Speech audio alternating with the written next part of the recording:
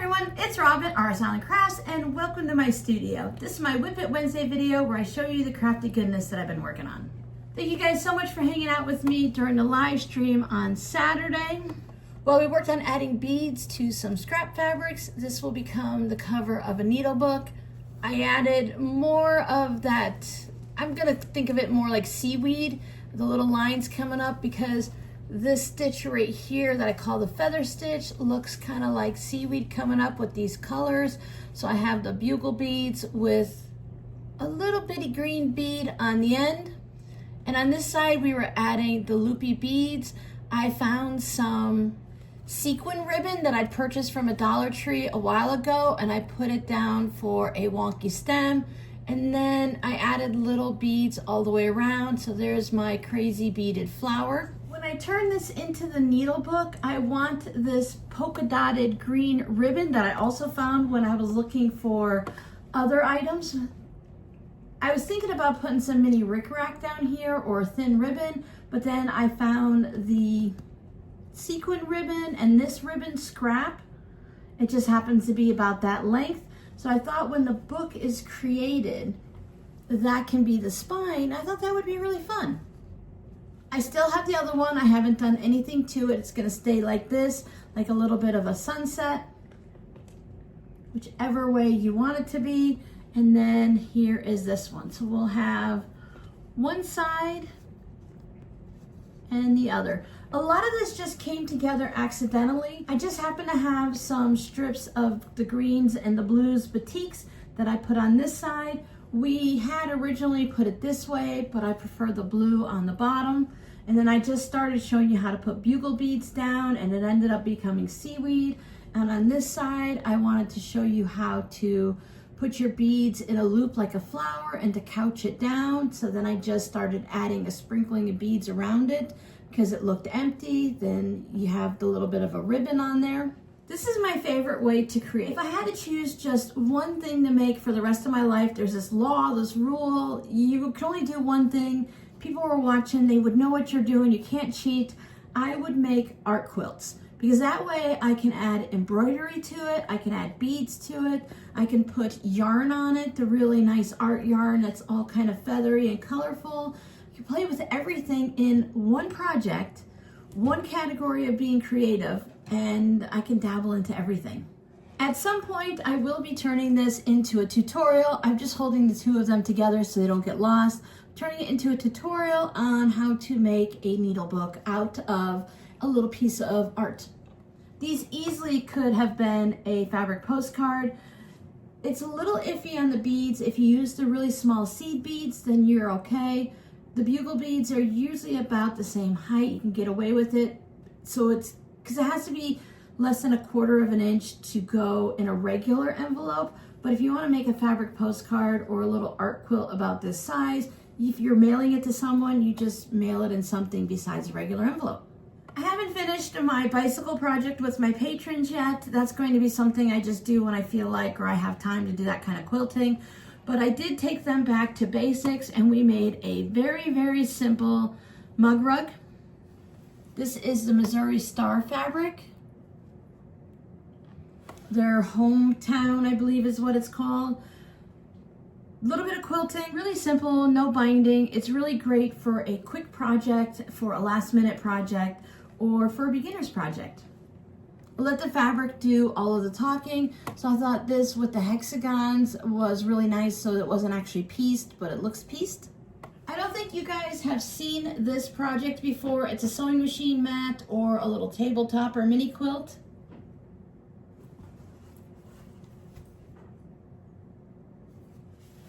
I think it turned out really great. This will be going in the shop as soon as I get a picture of it, so check it out. It might be there already. I do have a video for this coming up at some point. I just don't know exactly when yet it's going to be posted, but sometime probably before the end of the year, you'll see this video tutorial. Now everything else has just been a working on things, moving projects forward. Mostly been working on quilting the bags that I already had cut out, the tote bags and the makeup boxy bags. So this is the side that's already been quilted. You guys have seen these fabrics before, But I have all of these ready to go. I did not quilt the sequin one. I wanted to leave that one as is, but everyone's been quilted and they're ready to get turned into a project. But first I have to have all of these quilted so that I can just sit down. I'm trying to do them all in stages, cut them all out, fuse them all to something, spray based, whatever, then get them all quilted, and then do all the zippers, and then finish them off. So at one point, it's just going to be an explosion of projects that'll be ready to go into the Etsy shop. I've been working on the boxy bags and my tote bags at the same time. You can see right there, I've been doing the crosshatch quilting for everybody. I love the way it looks on the back. I had to double check because right here, it doesn't look like it's quilted in both directions. Oh, there we go, there it is. This is the last one of the tote bags that needs to be quilted. I decided last night, which was Sunday night, to just stop quilting at 8 o'clock. I've been quilting on all of these since about 2 o'clock in the afternoon, and I just needed a break. It was just nonstop through the sewing machine, which is great. I love the rhythm of doing it, but I decided that Monday's usually my food prep day. I sweep and mop all the floors, clean the kitchen top to bottom, clean out the refrigerator. That's my big day of cleaning in the morning. Then I come hang out with you guys for the Whip It Wednesday video. So I just could not finish this because I knew there was a lot to go because it's just one way and then the other way on two sides because there are two pieces. But I really enjoyed just seeing this fabric sitting here all day. I love the look of blue denim, especially if it's all different colors and different fades of it.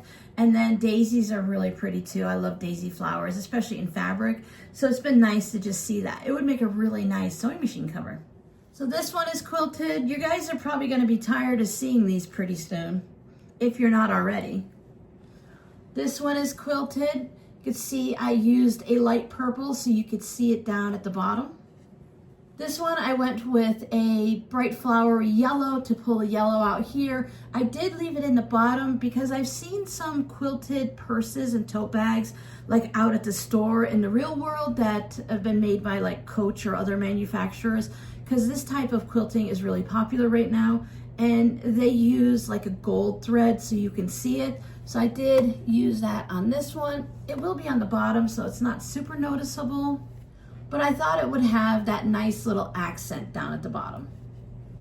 The little mini tote for the ballerinas. This is small, almost like I wouldn't say maybe a lunchbox because it's not going to be cold resistant or water resistant. There's not going to be that plastic lining to wipe it out, but it will be a cute little small tote bag or purse.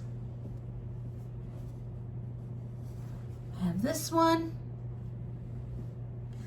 And then for the black one, and then for the cameras, I had already sewn this piece on. Normally I quilt the top, put the bottom on, and quilt the bottom separately, but I wanted the full crosshatch. I didn't want black at the top, and I used cream, and I didn't want cream at the bottom, so I used black. So I had to do it to where I had a lot of starting and stopping. So I had to vary and tie off a lot of threads, and I also added extra lines of quilting just to secure those ends a little bit more. So this one took me several, I don't know about hours, but it did take me a long time to get both of them done. You can see the black thread and then the cream up top, but I love the look and it was definitely worth the effort. I just need to be better at making my decisions ahead of time so that I don't have to do all that extra work. Now that they're all quilted, except for the blue jean one, it doesn't feel like there's as many tote bags to make as I originally thought when I had them sitting in my bin. I did start working on my project for Missouri Star Quilt Company. The everyday tools, which are so fancifully kept in a gallon-sized Ziploc bag, I wanted to keep them all separate to make sure I didn't mix up the rotary cutters, even though it's really easy because I haven't used them yet and they have that plastic, it's hard to see, but there's a little plastic coating on here so that any of the oil that's on the rotary cutter blade doesn't get onto anything else. When I do take this off, you have to take this apart to take it off, and then I put it back together, and I just take a little napkin or a tissue or a piece of old fabric and just wipe the blade off, and then I just run it through some scrap fabric first. I'll even go in my trash can and pull it out just to make sure that none of the pre-oiling is going to get on my good fabric. So even though it would be in the seam allowance, I still don't want to see a blotch of oil on a quilt block. I have a 60mm rotary cutter that Missouri Star sent me previously, and I have to say I really love it, especially when doing things like the quilted tote bags, going through the regular fabric and the batting. It can be done with a 45mm, of course, but I just like the ease and the speed of using the 60. I've never used one prior to probably like this summer when I received them, but I do like how easily it cuts through things. Now, I haven't done all of my videos for these, but they will be over on Instagram. I did the quick unboxing and how easy it is to change the rotary cutter blade in one of these. So both of these are brand new. I thought I changed the blade on these, but I changed the blade on one of mine. So I just, like I said, I did a little video of the box that it came in because I thought it was really fun to see the box, and then just how quick and easy it is to change the blades. I didn't talk during the video, which is really hard for me, as you know, but I did show from a previous shipment of the blades, the replacement blades, that when you take them out, they're all oiled together. Similar to being glued together, but it's oil. So I show how you separate them like you would with holding a hand of cards so that you can get just one, because I know many newbies, including myself, and many experienced quilters have accidentally had two blades in their rotary cutter, and they kept wondering what was wrong and things were weird, it didn't feel right. So you have to make sure you only put one blade in. And I usually take the blades and just kind of spread them out like that, like a hand of cards, just to make sure there's only one blade in there. I will be doing another video showcasing the scissors over on Instagram, and for that, I have my little bin of Halloween cutouts. The everyday tools are still being showcased on Missouri Star's website. I'll put my special link that'll take you directly to the tools in the pinned comment. If you use that link, you'll get 15% off of any of the tools or combination of them that are on that page. When I looked over the weekend, there were still all of them available. I didn't see any of them that said sold out. So go ahead and check them out if you're interested in anything, especially this is the one I'm really curious about. This is the mini folding rotary cutter with a safety lock. It has the 28mm blade. I really want to see how well this cuts, because I think it's a really great idea for those of you that travel, whether you're just going to a friend's house, your grandkid's house, daughter's house, whoever's you're going to. I think it's neat to be able to have something like this in your little tool bag.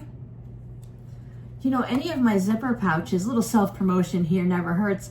Any of the zipper pouches that I have on my Etsy shop or in my Etsy shop, you could use them to hold your notions, whether it's the pencil case. You know what would be really fun is if you use the AirPod case to hold a mini rotary cutter on your keychain. Then you'd always have one wherever you go. And if you don't put a mini rotary cutter in, you can always put like a box cutter. So if you're someone that goes to the post office or somewhere and you need to cut boxes a lot, you'll always have one on your keychain.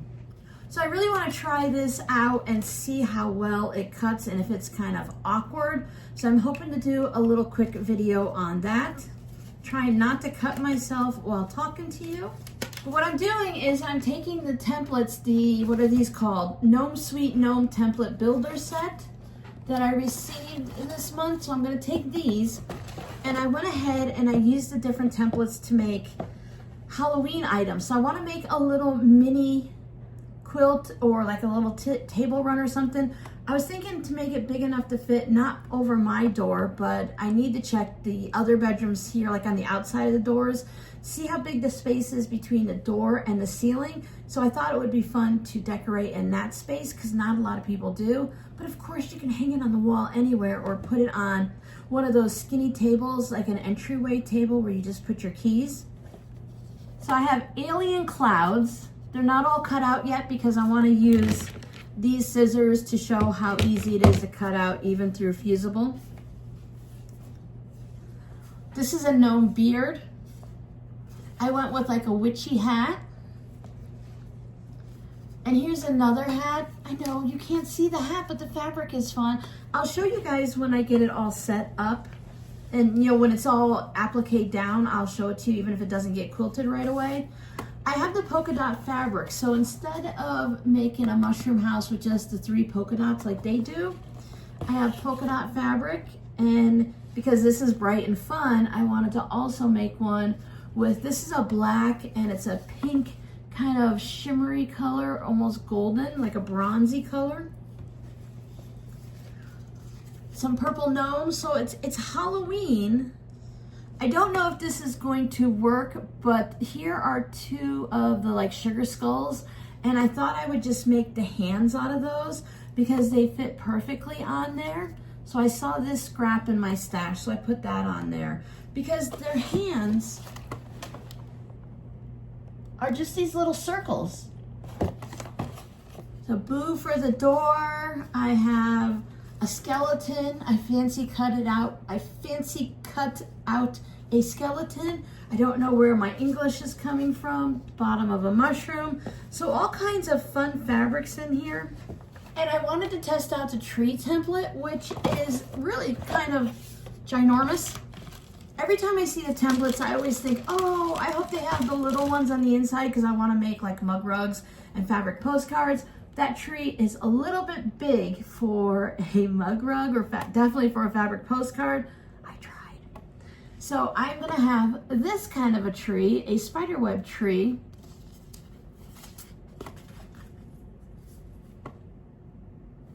For my Halloween gnome. So I thought that was perfect. I'm really excited to start working on this, but I have to get through things first. I will be working on this later today and into tomorrow.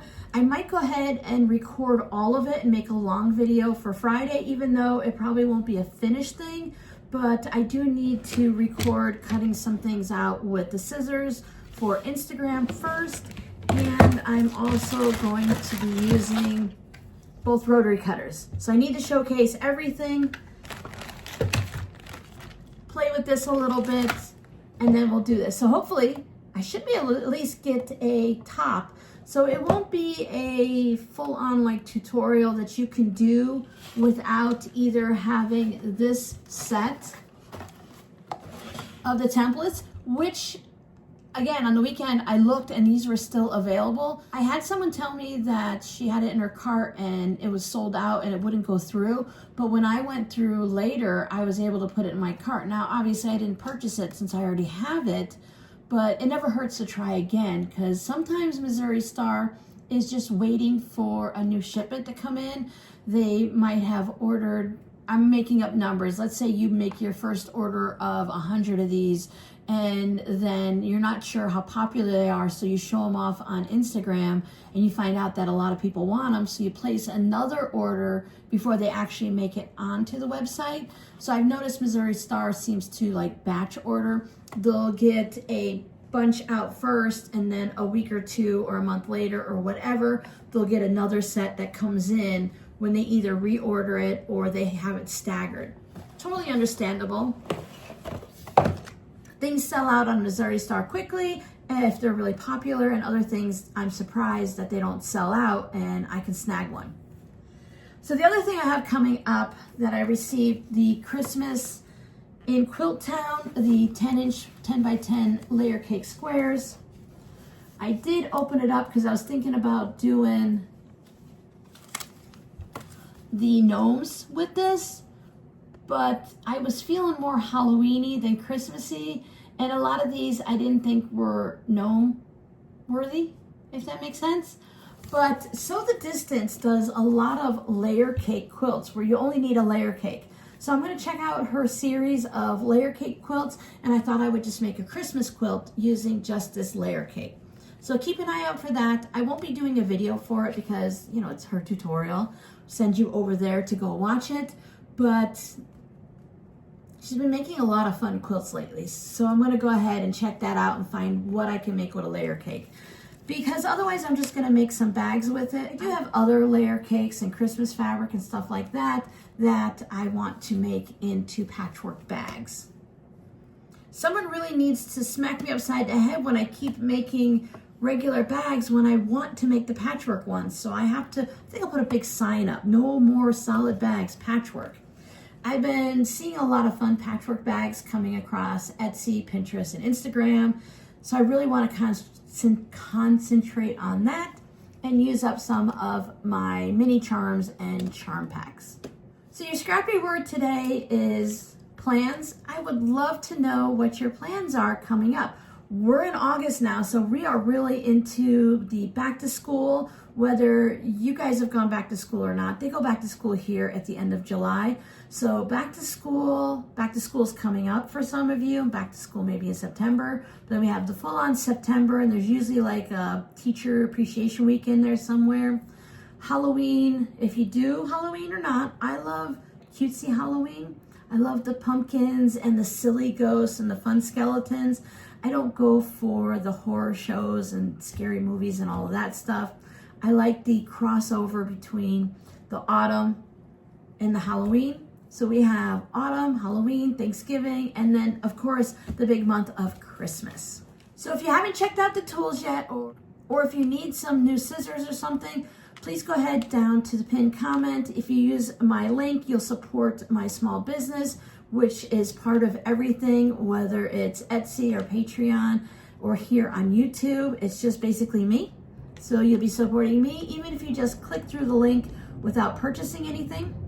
I was talking about these scissors on the live stream this weekend. I am an office supply addict. I love scissors and pens and pencils and pencil sharpeners and all those kinds of things. So I do tend to collect a lot of scissors. These are just the basic Walmart Dollar Tree ones. They're just fine for cutting simple things. They're great for paper. They don't last very long, and I just tend to save them for like cutting cardboard. Like if I'm cutting something for like the back of something, not like a cardboard box. So they work great for that. They don't last long. I paid $1.25, $1.50 for it, so whatever. These were sent to me. They are on the Missouri Star website. They just say titanium on it. If you search purple and green scissors, they'll pop up. It's a whole set of various size ones. These aren't a full set that you purchase together, but they're different sizes. I find that these are really sharp. I cut fabric with them. I'll use them to trim the batting around something if I'm cutting it out. If I'm rough cutting something, they work great. I keep a small pair. The long ones are nice. I can grab the scissors. I keep a small pair at my table here, and then the medium pair I keep by my sewing machine to cut like a strip of fabric if I'm doing string blocks or something. These are great. They've been lasting a long time and staying very sharp. For those of you that have been here for a while, do you remember when I was trading knitting projects? I would knit shawls and hats and mittens and stuff for one of our community members, and she sent me batiks and other random things from her mother's stash. She sent me this Ginger scissors. She had 2 identical pairs. They have the little flowers all over them. I like these. I think these are meant mostly for people that are doing clothing. They are heavy though. When I go to trim like maybe around a zipper pouch, I tend to kind of veer off and everything. I don't make straight cuts. I do love them because they're pretty, they're sharp, they're really nice, but I would use them more on the table to go around a pattern for fabric than when I hold something up in the air and try to trim it like this, because I never make a straight cut. Great scissors though. So my favorite pair or my favorite set, I have these in gradating sizes down, is the Kai scissors that was sent from one of you guys, one of you from my amazing community. I always feel like if it has a cover on it, that means the tip is very sharp. These Kai scissors are extremely sharp. They're lightweight, a little bit heavier than this, about the same weight as this. They feel great in my hands. I use these when I'm trimming things. I trim corners off my zipper pouches. I cut right through the nylon zippers, no problem. I've seen other bag makers and quilters that use these, and they say they've had them for 5 or 10 years and they've never had to sharpen them. You can have these sharpened professionally. So these are similar to what I would consider for these Ginger ones. These are from Germany, by the way. Germany makes a lot of really good scissors, but you can send both of these out or take them to a knife sharpening place and have them sharpened. With all the zipper pouches I make, I cut through twice to cut the nylon zipper off of a pouch or makeup bag or whatever, and they haven't dulled. I don't usually cut paper with these, but I have cut out with the smaller scissors the fusible and stuff like that, which is paper based. No problem. These are excellent. But I don't reach for these it's not an everyday scissor for me. I use it for a very specific thing. These will become my everyday scissors. I will still use these two, but I think these are pretty much going to take the place of them, mostly because I love the color. They feel good in my hands. I need to test them out to see if they're sharp all the way to the tip, but you can just tell when you look at a pair of scissors. If you look at the blade right here, when you're holding a pair of cheaper scissors, a lot of times you can look through the blade right here and I can see daylight without even separating it, but it's really easy to put my thumbnail in and I can see back here through the two blades. A lot of times the tips don't come together, or when you close them, the tips will go past each other, and you know that's a worn out pair of scissors or something very cheap. These don't do that. I can't see between them. I can only see the reflection of everything around me, nice and shiny. So if I turn it a certain way, I cannot see the blue fabric that is sitting right here on my table. I can't see you guys, and the tip comes together perfectly. It matches up nicely. So they called it, Missouri Star calls this their everyday set of scissors and tools, and I agree. I would use these every day. These will probably end up being put in my little stash and store. This one's by It's So Emma. I love this. I keep my daily pens in it, the tools that I use all the time, and then right here would be the pair of scissors. Otherwise, all of my scissors stay in my white cabinet with the drawers so that I can reach them easily. Let me put a little picture up here of I'll take a picture of the inside of my scissor and rotary cutter drawer so you can see that I do love to collect things like this, and I have more scissors in various project bags. Not to push it too much, but if you are looking for some good tools without even using these, if you want to double check, let me know, send me an email, because the link for the 15% off is going to run through the 23rd, which is Saturday. So when you see this video on Wednesday, I will have tried using all of these scissors on fabric and on the fusible. Back to my fancy zipper pouch so that I don't lose anything. So thank you guys so much for hanging out with me and putting up with me showing the same things week after week after week. You did have a couple of new items to see. Is my sewing machine mat and my quick mug rug. Smile for the camera.